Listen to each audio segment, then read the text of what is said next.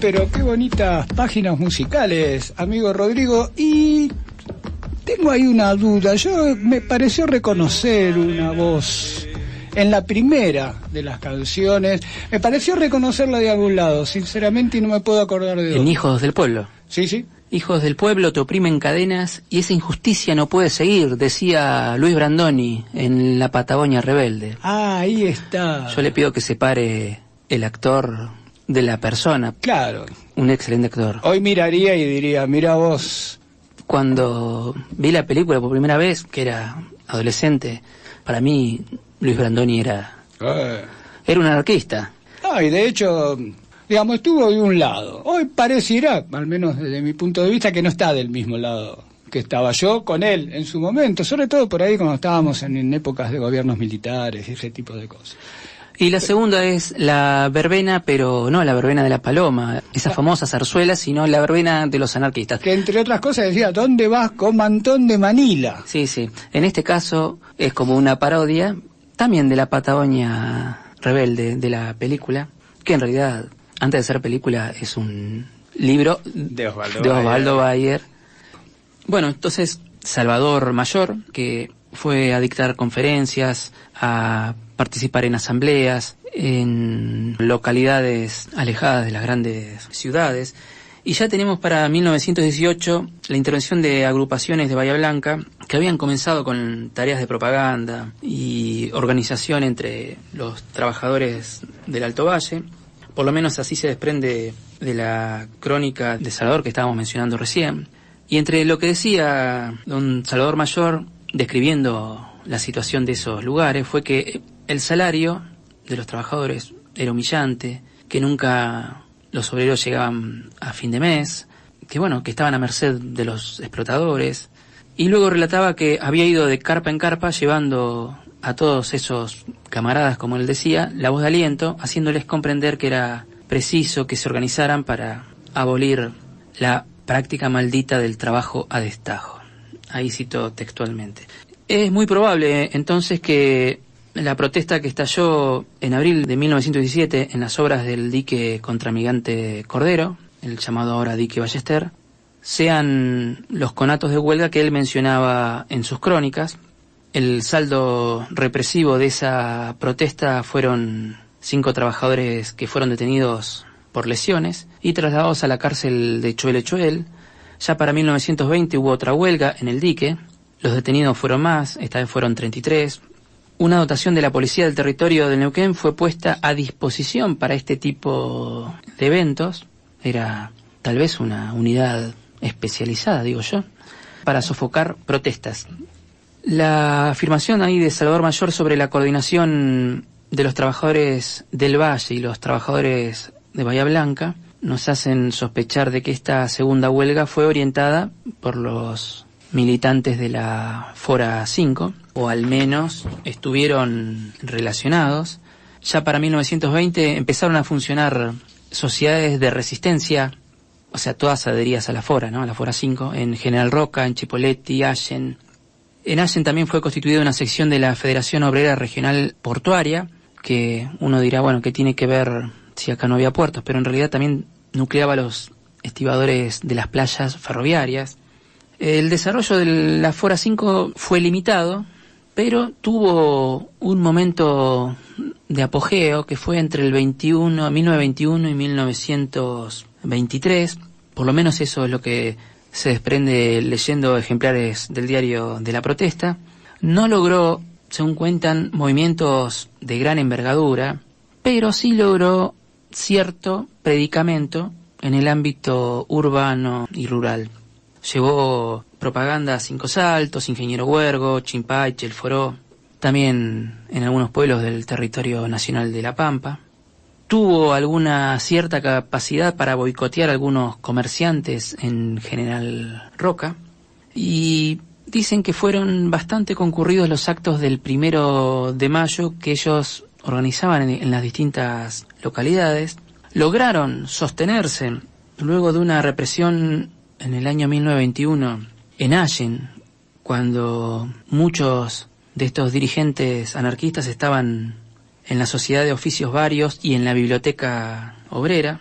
O sea, si había que encontrar a un anarquista, el lugar más seguro donde encontrarlo era en la biblioteca. Por eso yo le decía en la primera parte que una de las características de estos movimientos no es solo la lucha, la prédica, sino también la instrucción, la formación que tenían todos estos dirigentes, y los nuevos dirigentes empezaban a formarse ¿en dónde? En la biblioteca.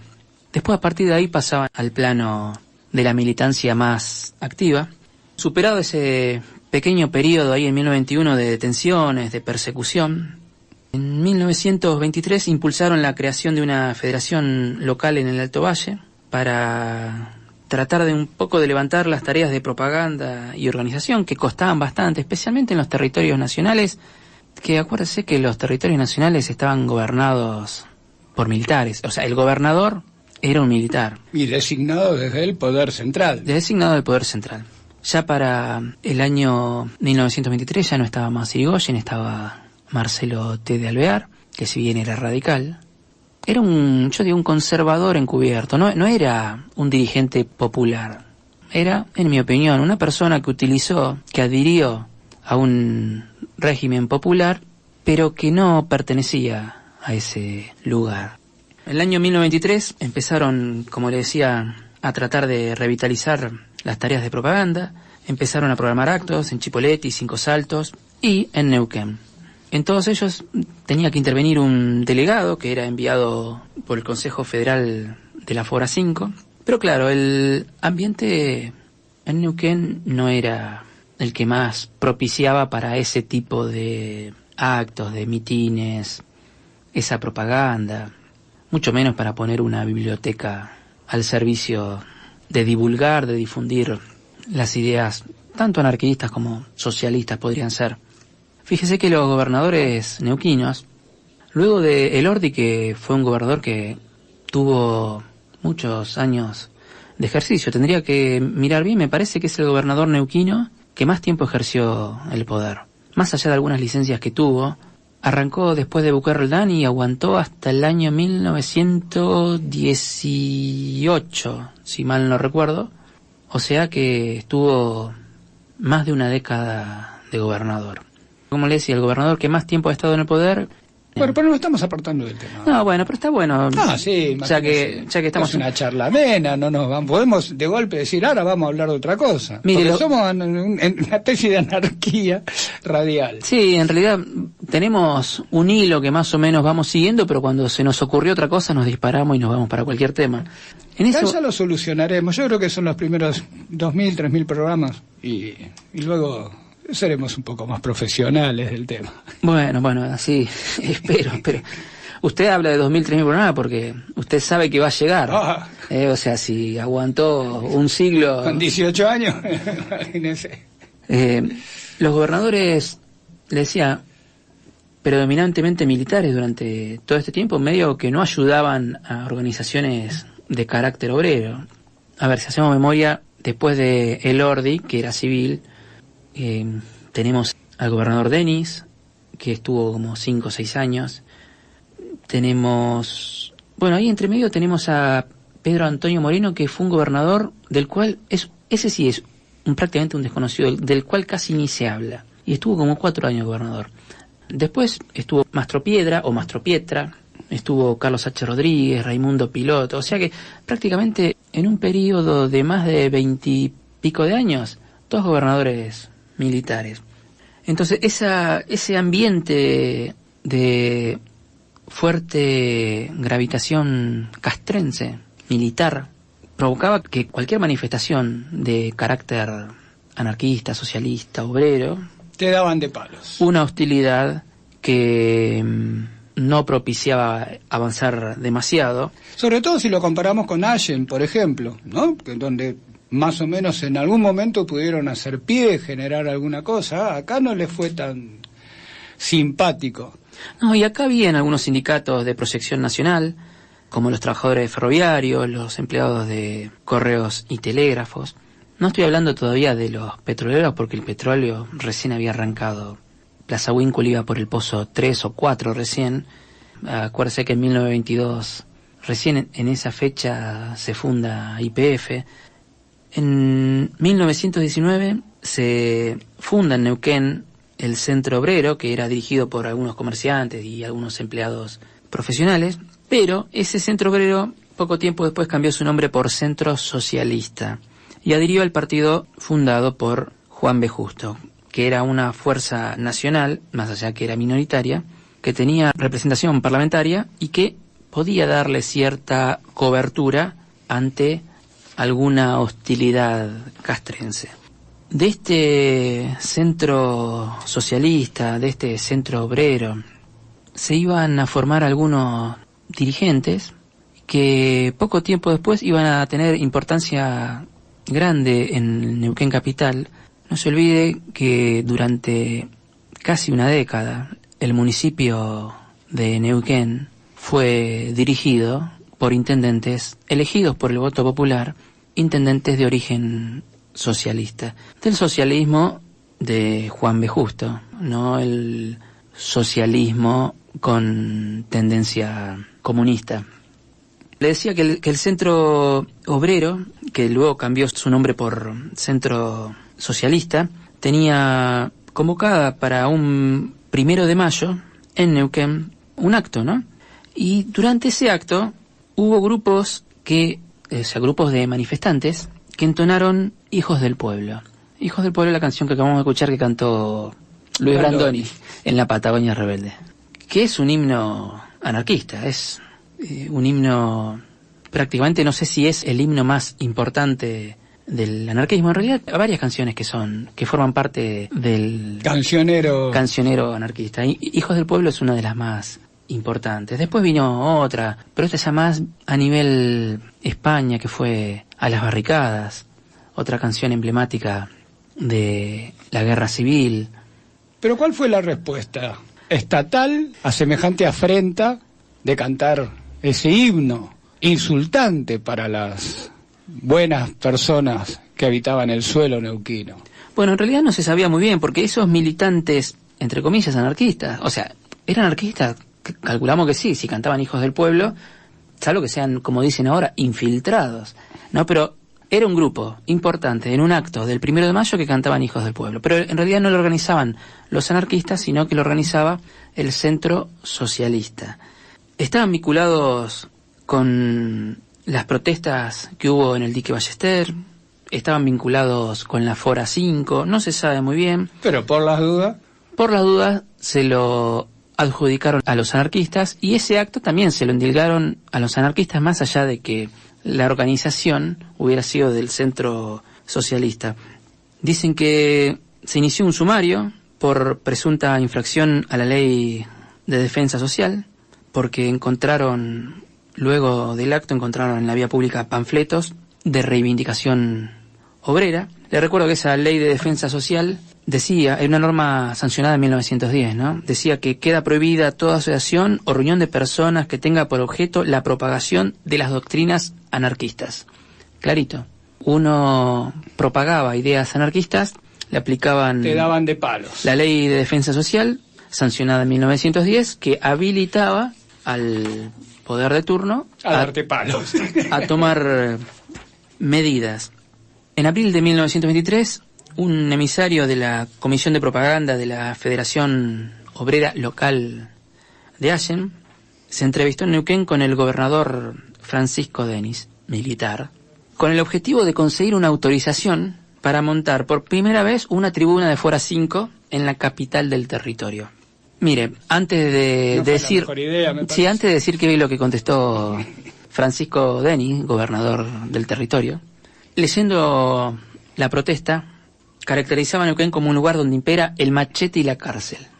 La protesta seguía diciendo que la mayoría de los pobladores son milicos y demás elementos prendidos a la teta del presupuesto, y los que no lo están aspiran a prenderse. Así definía este periódico anarquista al territorio de Neuquén.